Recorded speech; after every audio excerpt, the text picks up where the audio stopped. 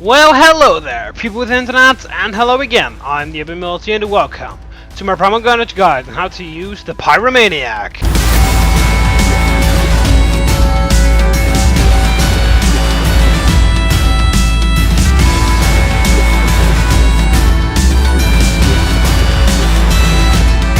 Pyromaniac is the third class of the human classes and is considered the support one. This crazy Scottish lumberjack is called Angus McLaughlin, and he uses a lot of firepower, literally. Now let's cover the weapons and their statistics. The Pyromaniac has got 3 weapons, which makes him the human that has got the most weapons in the game. The first and the primary one is the Flamethrower, which will burn everything to a crisp. The second one is a chainsaw attached to the flamethrower as an alternative attack. And the third one is the pyro grenade. We're gonna cover the flamethrower first. The flamethrower has got 100 fuel and does not need to be reloaded. It deals a lot of damage to anything walking into its range of fire. Anything that gets hit by the flames will catch on fire and lose a little bit of damage over time until the fire wears off. But, just like any flamethrower, the range isn't that great. Also, the fuel will drain quickly if you use the flamethrower too much. On to the statistics, we're gonna do them on 6 categories. You probably know this by now, they'll be on the screen right now. Damage gets 8 points. The flamethrower does a decent amount of damage when you are inside the fire. And also, the fact that the fire will last a little bit longer is also very useful, because it will deal a little bit of damage over time. Accuracy gets 7. It is basically just shooting wherever you want. It's a little bit slower, but that doesn't really matter actually. The range is 4, because as I said, it's a flamethrower. Flamethrowers don't have the best range in the world. They do have a little bit of range, but it's not that great. It's pretty easy to get away from the range of a flamethrower.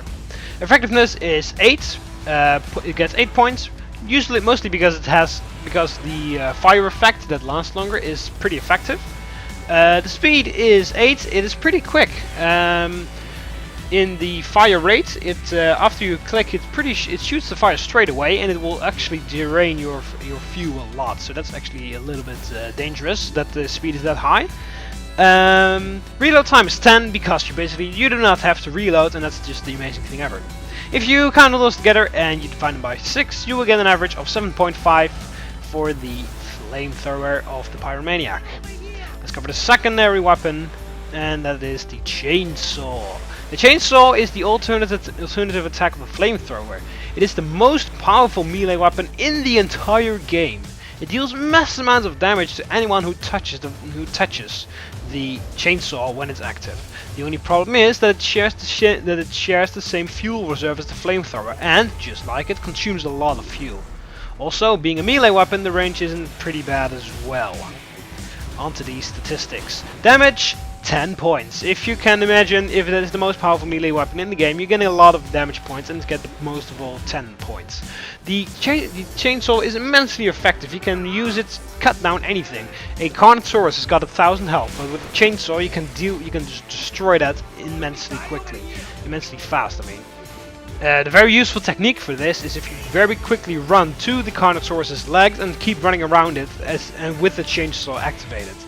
So therefore it will deal a lot of damage, and the Carnotaurus tries to run away, and if he tries to run away you can set him on fire, and if he tries to kill you, you can just run around him. So it's a very useful technique, and especially for smaller dinosaurs it's very useful, because they have to get in range. Because a T-Rex can grab you from very far out, and the chainsaw doesn't do any damage, and if you go near its legs it will trample you. But any small dinosaurs who have got to get in range, like the Velociraptor for instance, they will get a ton of damage dealt to them. So it's very useful. So that's why the damage is 10, it is just immensely damaging, it's just fantastic. The accuracy is 7. It's a little bit weird because, yeah, accuracy, it's not that much of a melee weapon. You can't get like the accuracy, but it's pretty accurate for like where to hit it. You have to be decently close, but you will basically hit wherever you point it at. The range is only 1 because, yeah, it's a melee weapon, so there's practically no range at all. You have to be right in the face of the dinosaur in order to kill it with a chainsaw. Effectiveness is 9 because, as I said, it can chew away through health of a Carnotaurus, especially a Carnotaurus, because it got 1000 health, is one of the more difficult dinosaurs to kill. Especially as a Pyromaniac, since the flamethrower doesn't deal as much damage as a shotgun from the Pathfinder or anything like that. So therefore it's very useful to keep the chainsaw very close to you. Speed is 5. It does take a little while. If you press the right mouse button, it does take a little while for the chainsaw to get in position. But once it gets going a lot. Also, you have to be aware because there's a durability meter underneath the flamethrower icon, underneath the fuel icon. When that runs out, you cannot use the chainsaw anymore for a little while, of course, because it has to cool down. So you have to be very much aware that it can actually go overheat, and then you can't use it forever. Is basically what I'm trying to say. Reload time is 10 because obviously you do not have to reload it. If you count those together and you divide it by 6, you will get an average of 7 out of 10 for the awesome chainsaw. By the way, funny fact: the weapon is officially called the Flame Saw because the chainsaw is attached to the flamethrower, and it's officially called the combination between the two. So it's called a flame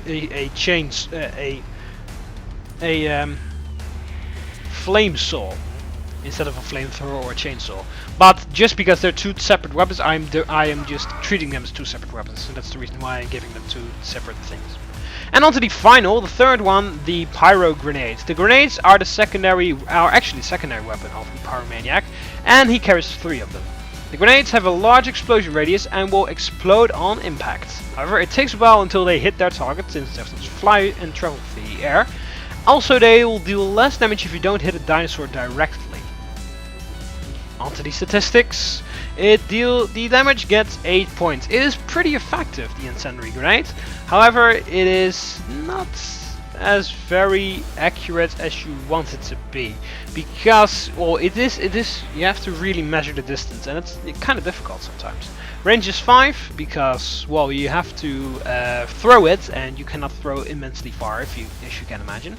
Effectiveness is 9 because you can insta-kill a Dilophosaurus or anything, Velociraptor even, with a direct hit of the grenade. So it's pretty useful, pretty effective. Speed is 5 because, as I said, it has to travel through the air. Reload time is 8 because it takes a little while until you, after you throw one, to grab a new one. There's a very little time there, so that's why it doesn't have the best reload time score ever. If you count all those together and divide them by 6, you will get an average of 6.5 out of 10 for the incendiary grenades of the Pyromaniac. And now on to some tips and tricks on how to use the Pyromaniac in the battlefield.